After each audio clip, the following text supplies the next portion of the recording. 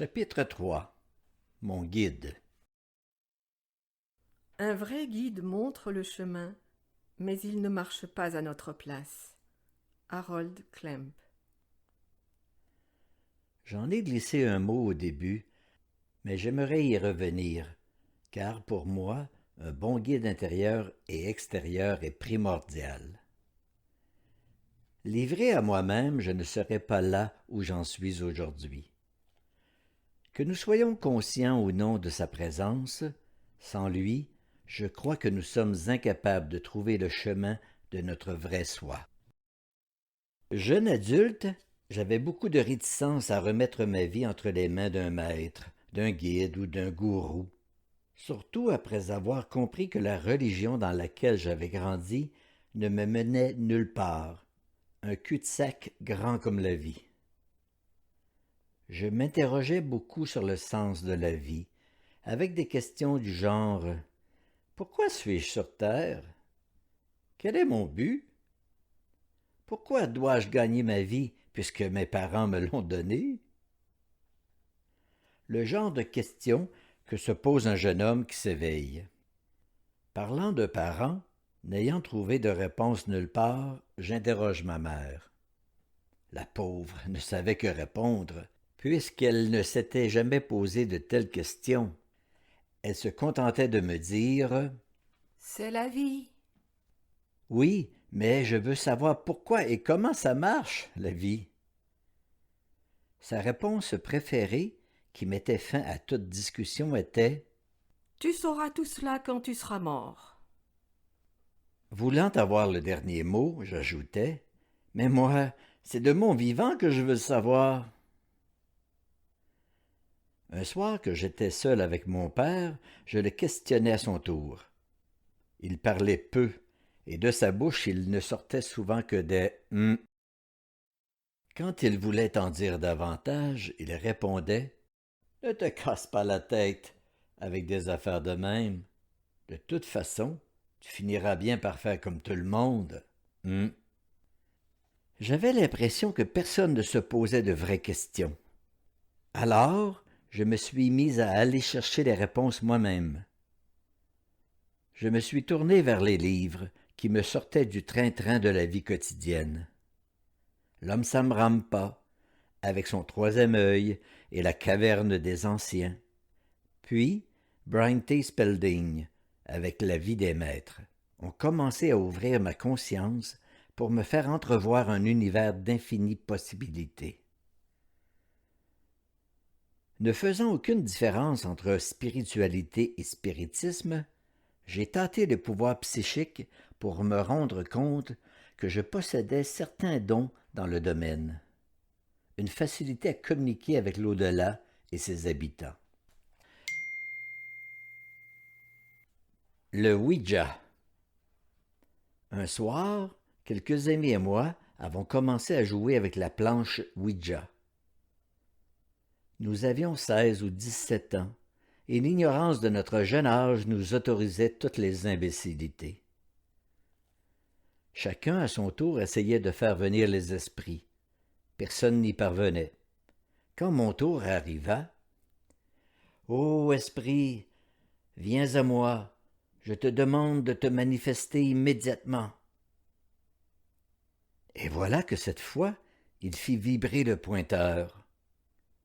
« Esprit, es-tu là? » Et le pointeur se déplaça sur les lettres O-U-I. Oui. « Qui es-tu? » G-R-E-G-O-I-R-E.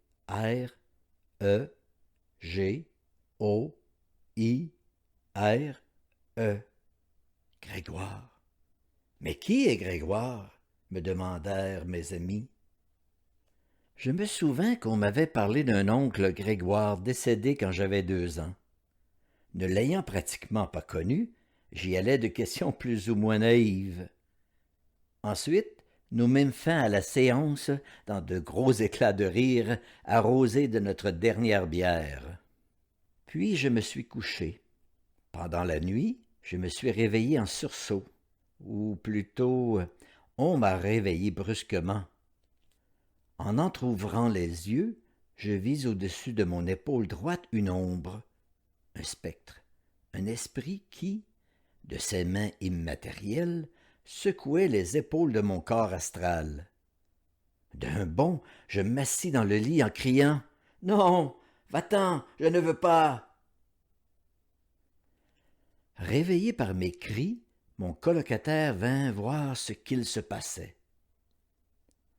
Après lui avoir raconté mon aventure, je n'ai pas pu fermer l'œil de la nuit, et lui non plus. Les jours suivants furent très étranges. Nos deux horloges cessèrent de fonctionner. Certains cadres tombèrent des murs. Un jour que je rentrais de l'école, 2 chaises étaient renversées sur le côté. Après avoir conclu que nous devions à nouveau nous réunir, mes amis et moi, mais cette fois pour renvoyer l'esprit à l'endroit d'où il venait, nous fîmes une séance de spiritisme qui fut la dernière pour moi, et nous parvînmes à le chasser de notre appartement. Cette expérience de gamin spirituel m'a fait comprendre qu'entreprendre un voyage sans guide vers une destination inconnue peut être effrayante, voire dangereuse. Un peu comme lorsque je suis parti vivre sur mon voilier pendant plusieurs années, n'ayant aucune expérience de la voile et de la mer, j'avais tendance à m'en remettre à des gens d'expérience, à ceux qui avaient déjà fait ce que je m'apprêtais à accomplir.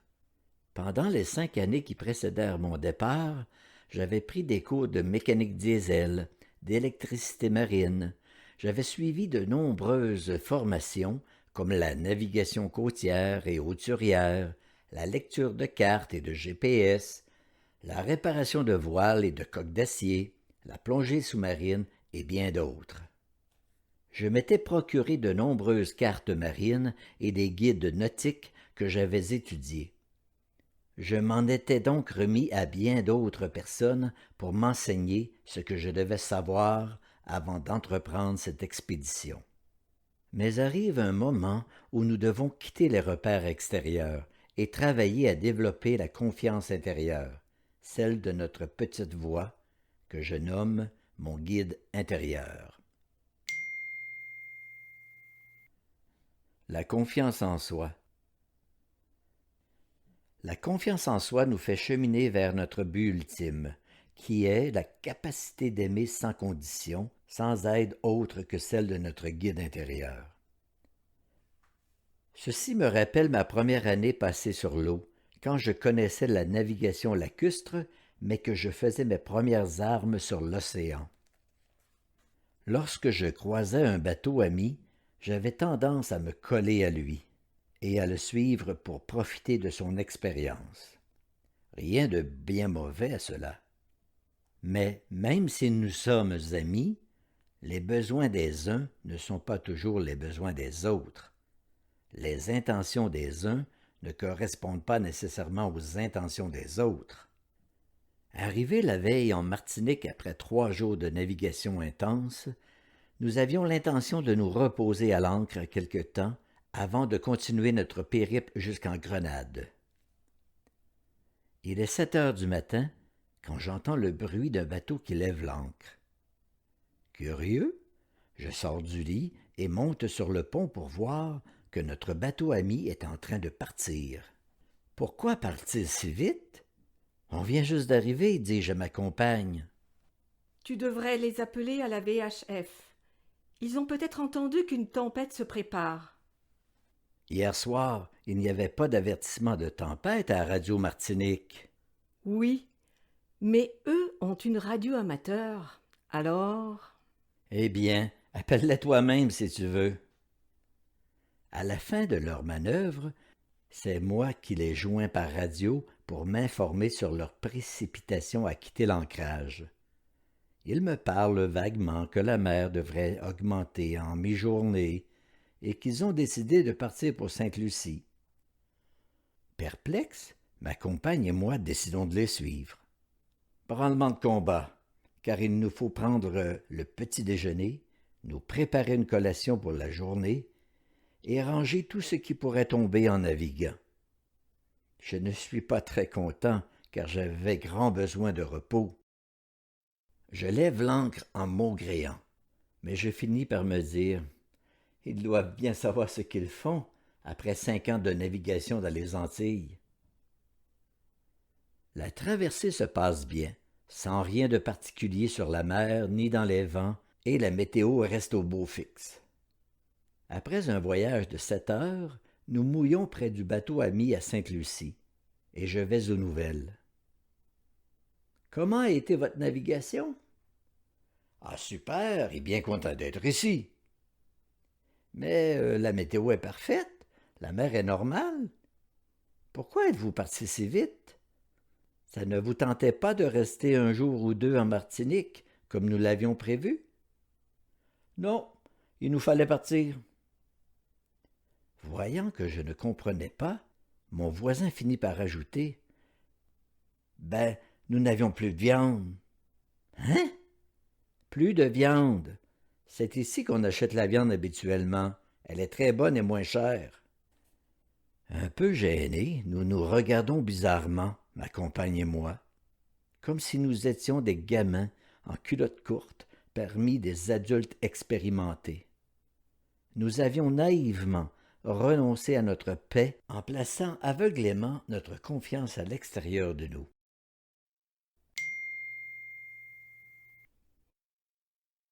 Il en va des mondes intérieurs comme du monde extérieur. Avant de pouvoir gagner un peu d'autonomie spirituelle, j'ai dû apprendre quelques lois qui régissent les univers invisibles. Par exemple, que l'espace et le temps y sont bien différents de la façon dont ils apparaissent dans le monde physique. Que la matière et l'énergie sont très malléables. Et je peux confirmer par expérience que ça va drôlement mieux quand on se laisse conseiller par quelqu'un qui a cheminé avant nous sur le même sentier. À l'aide de la contemplation, j'ai appris à écouter ma petite voix intérieure qui m'a emmené vers mon guide actuel, Oasis. J'ai remarqué aussi qu'une grande expérience, ou prise de conscience, n'arrive jamais d'un seul coup, c'est-à-dire qu'il y en a d'autres plus petites qui la précèdent. Il me faut en être conscient si je veux comprendre les plus grandes quand elles se produiront. En voici un exemple. Le doute. Tout cela commence par une nouvelle couleur dans ma chambre à coucher. Vu que je sens une impulsion intérieure de la peindre en mauve, je m'exécute. Cette nuit-là, j'ai dormi profondément sans me réveiller. Le lendemain, deuxième couche. La nuit suivante, en rêve, je me retrouve en train de construire une nouvelle maison dans le plan éthérique, le dernier des mondes de dualité. La couleur dominante de cette dimension est le mauve. À mon réveil, je me dis « Deuxième couche et deuxième nuit sans me lever? Il n'y a rien là. » Par contre, en écrivant le rêve de la seconde nuit, je prends conscience que j'ai construit ma nouvelle demeure dans ce plan.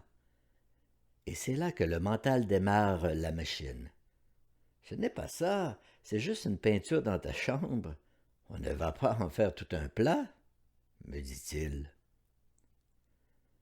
Ne voulant nullement argumenter avec lui, je quitte la maison pour aller marcher dans la forêt. Je réfléchis mieux dans la nature et dans la tranquillité. Souvent, j'ai de bonnes conversations avec Zi, ma petite voix intérieure. C'est peut-être moi qui fabule, je veux dire avec la couleur mauve. J'ai été attiré par la couleur bleue depuis ma jeunesse, et maintenant j'en suis au mauve. C'est elle qui me parle. Pourquoi me fait-elle autant vibrer? Tout en marchant, je décide de bifurquer sur un autre sentier, un petit chemin que je ne connais pas, et je reprends ma conversation avec moi-même. C'est peut-être moi qui vois des choses là où il n'y en a pas. Comment savoir si c'est vrai? Soudain, je sens une présence derrière moi. Je me retourne vivement pour apercevoir une ombre qui me suit. Je la reconnais immédiatement. L'ombre du doute marche derrière moi et se rapproche. Il a réussi à se frayer un chemin jusqu'à ma conscience. Et je n'aime pas ça. « Non, stop, je ne veux rien savoir de toi !» lui criai-je. Me retournant, je m'excuse auprès de mon guide. « Désolé, c'est mon mental qui parlait et qui doute. J'en suis navré. » Qu'en penses-tu si on lui donnait une bonne leçon à celui-là en lui montrant que tout est vrai? Je poursuis ma lente marche quand une silhouette se dessine à l'horizon sur ma gauche entre les arbres. Elle se dirige vers moi sur le même sentier. Même si elle est encore loin, à sa façon de se mouvoir, je devine que c'est une femme. Alors qu'elle se rapproche, je remarque son long manteau mauve avec une capuche dont les rebords à poils blancs sont mouchetés de mauve. Elle est plus proche de moi maintenant, et il émane d'elle une aura particulière de calme et de douceur. Je distingue une jeune femme dans la vingtaine, genre amérindienne ou métisse. Comme elle continue de s'approcher, je remarque son maquillage. Ombre à paupières mauve, rouge à lèvres mauve vibrant, et je me dis, sous ses mitaines mauves, elle a sûrement les ongles mauves. En nous croisant, nous échangeons un petit bonjour qu'elle accompagne d'un merveilleux sourire. Au fond de son regard, je dis que c'est un moment particulier, spécial, unique, et que ceci est la réponse à mon doute. Elle me fait penser à une actrice de cinéma qui s'est habillée et maquillée pour l'occasion. Pas croyable, presque inimaginable que l'univers ait créé ceci juste pour moi. Est-ce bien réel? Est-ce une forme pensée qui s'est matérialisée pour me faire prendre conscience de ne pas douter de ce que je vis intérieurement? À propos du doute qui me suivait, de quel doute parles-tu?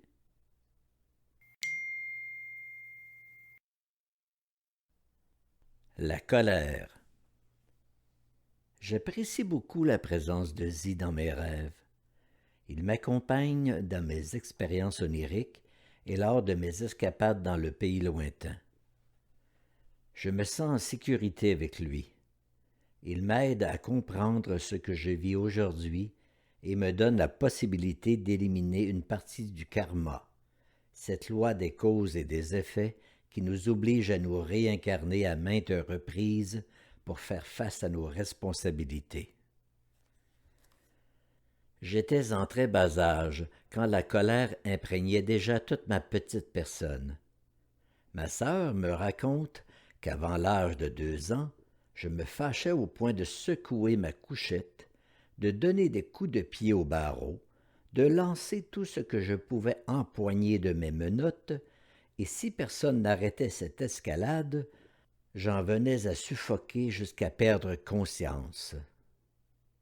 À l'école, c'était la même chose.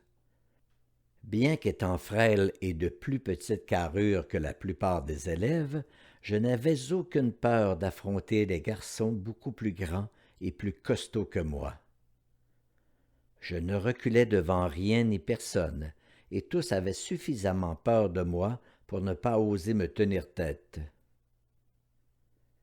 Adulte et à la recherche de mon identité, j'ai exploré à l'intérieur comme à l'extérieur de moi-même pour trouver la source de ce foyer de colère.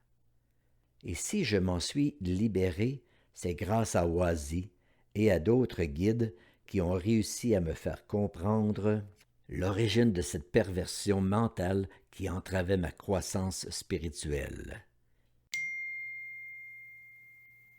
Je suis en contemplation et je rencontre Zi sur le pont imaginaire, car j'ai une demande à lui faire.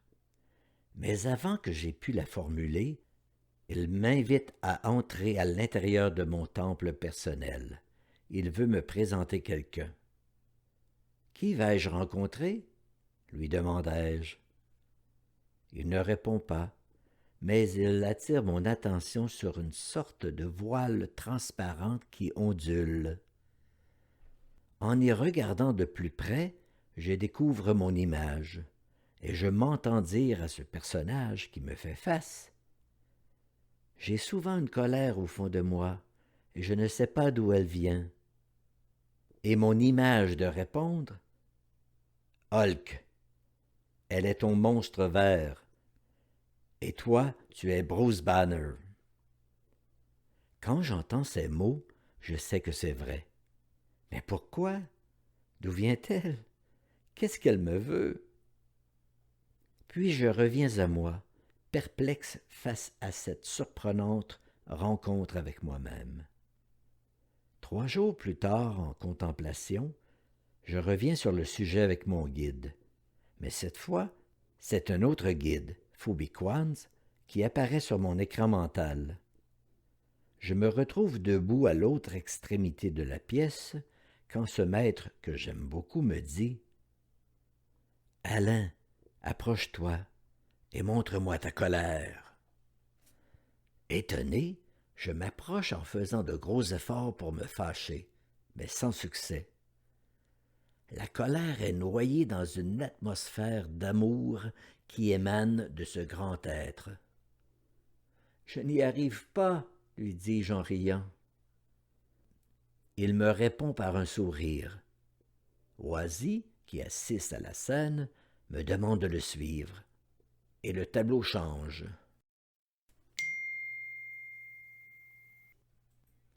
La belle guerrière.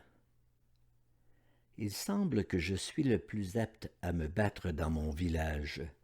Même si je ne suis pas encore un homme, c'est à moi que revient la tâche de défendre le peu de gens qui ont survécu à un massacre. 3 autres jeunes de mon âge et moi devons affronter l'envahisseur. Armé de 4 briques que je casse en 2 pour augmenter le nombre de projectiles et d'un vieux manche de balai cassé, j'organise notre résistance. Un pont de bois enjambe la rivière qui mène à notre hameau et je sais que l'ennemi est proche. Son armée s'engage lentement sur le pont. Montée sur un cheval blanc, une belle dame en armure marche derrière le chef des guerriers, qui semble colossal et super bien armé. Du haut de mes 13 ans, je leur barre la route de ma personne avec une pierre dans une main et le morceau de manche de balai dans l'autre. Tous s'arrêtent et éclatent de rire de me voir les affronter ainsi armés. Je ne représente aucune menace pour eux, mais moi, gonflé d'une terrible colère, je veux me battre tout en sachant que cela finira mal pour moi. C'est à ce moment-là que mon guide intervient. Il me saisit et me retire de cette scène pour me présenter les options qui s'offrent à moi. Malgré ce nouveau point de vue, je choisis l'attaque en revenant dans le corps de l'adolescent. À l'instant où, furieux de colère, je m'approche du chef guerrier, je reçois une flèche en plein cœur et je m'effondre sur le pont. Puis je me réveille dans mon lit. J'en profite pour faire un petit tour aux toilettes en me demandant quelle autre option aurait été meilleure. Je retourne me coucher, curieux de voir la suite. Sitôt la tête posée sur l'oreiller, je replonge dans l'expérience qui démarre de plus belle au point zéro. Seul de mon camp sur le pont, je prépare la défense du village, avec comme arme mes 8 morceaux de pierre et mon fameux manche de balai cassé. Mais cette fois, c'est la belle dame qui passe devant le chef guerrier. Elle s'approche de moi, qui suis debout au milieu du pont pour lui faire barrage. Redoublant de colère, de rage et de rancune, je la défie, bien que je ne fasse nullement le poids. Attaqué par une horde de barbares, mes parents, mes frères et mes sœurs et une grande partie des villageois sont morts sous leur férocité. Sont-ils eux, les assassins? Peu m'importe, je veux simplement venger les miens. La fière cavalière me regarde en souriant. C'est alors que je note la douceur de son visage et ses beaux yeux d'un bleu perçant qui semblent me sonder. Elle possède une magnifique dentition ainsi que de longs cheveux dorés et bouclés. Malgré toute la beauté qui émane d'elle, mon cœur est trop rempli de colère et de haine pour se laisser attendrir. Mon guide vient une nouvelle fois m'extraire de la situation pour me montrer d'autres options possibles. Une fois mon choix arrêté, je retourne dans la scène du combat et je fonce sur elle en hurlant férocement. Elle tire sur les rênes de son cheval, qui me bouscule et me jette à terre sous les rires sarcastiques de mes ennemis. Je me réveille pour me rendre une nouvelle fois à la salle de bain, tout en me remémorant ce que je viens de vivre. À mon retour dans le lit, l'expérience reprend de plus belle. Je fais face à la dame en armure. Elle me sourit. Je saute sur elle pour lui asséner un coup de manche de balai. À ma grande surprise, personne ne bronche. L'impact du choc ressemble à une caresse d'enfant. D'un geste vif, elle saisit mon bâton et c'est là encore que mon guide me fait sortir de mon corps d'adolescent. Cette fois, il me présente 3 autres options. A. Elle m'arrache le manche de balai des mains et me regarde en attendant ma réaction. B. Je réussis à le lui arracher des mains et à planter le bout cassé dans sa magnifique gorge. Elle tombe de cheval et meurt à mes pieds. Cette option entraîne des représailles féroces et immédiates, où je suis tué ainsi que les derniers habitants du village. En me réveillant, je comprends que cette expérience provient d'une vie passée. Mon guide me la fait revivre pour me montrer l'origine de cette colère. Il m'offre aussi l'occasion de mettre fin une fois pour toutes à cette perversion mentale qui me dévore depuis ma naissance. Cette fois, je choisis l'option C. Je laisse le balai entre les mains de la guerrière et j'attends de voir ce qu'elle fera. Puis je me réveille avant de le savoir. Cette dernière option était la moins agressive de toutes. Pourtant, j'ai l'impression que je n'ai pas encore tout compris, puisque cette scène belliqueuse se répète jusqu'à ce que je saisisse ce qui m'échappe. Quelque chose qui se trouve au-delà d'une simple stratégie de combat. Cette reprise de scénario sans fin me fait penser au film « Le jour de la marmotte » où Bill Murray revit chaque matin la même journée. À partir de maintenant, mon guide n'intervient plus pour me faire des propositions. Je comprends que ces interventions précédentes servaient à me purger progressivement de cette colère jusqu'à ce que j'en sois suffisamment vidé pour que j'atteigne un degré de calme qui me permette de découvrir moi-même la meilleure façon de dénouer la situation. Vers la fin de la nuit, je refais face à la dame. Puis je sors de mon corps pour choisir une autre option, celle de m'attaquer au pont et non aux guerriers. Avant l'arrivée des cavaliers et aidé de comparses, je plonge sous l'eau pour nouer des cordes à 2 pieux de soutien placés à chaque extrémité du pont. Avec les bouts libres des cordes, nous faisons des lassos que nous lançons à l'accoulure des premiers chevaux qui se sont engagés sur la passerelle. Ils s'affolent et se mettent à ruer, ce qui ébranle le ponceau, le fait s'effondrer en entraînant nos ennemis dans la rivière. Il faut croire que ce n'était pas encore la bonne solution, car après un autre réveil, la scène recommence, à la différence près que, cette fois, je me sens plus apaisé. Faisant face à la belle guerrière qui me sourit, je perçois quelque chose de nouveau, un sentiment qui m'avait échappé tellement la colère m'aveuglait. Il émane d'elle de la bienveillance.